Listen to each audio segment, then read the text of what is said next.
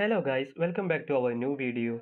And this video I will show you how to create custom preset on Lightroom. First of all, you need to install the application Lightroom. For that, open your Play Store, search for Lightroom.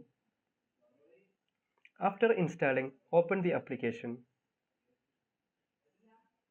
Choose any edited image in your Lightroom for creating your custom preset.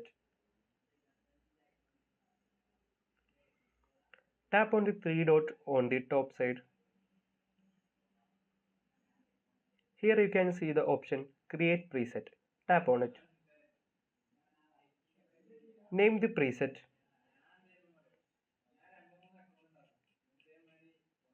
and tap on the tick mark.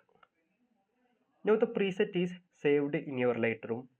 Tap on the presets option on the bottom side.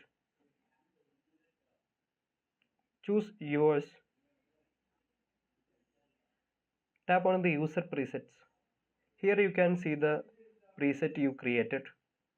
By doing this, you can apply the custom presets in your image and you can edit your image very quickly and fastly. If you found this video useful, please do like and subscribe. Thanks for watching.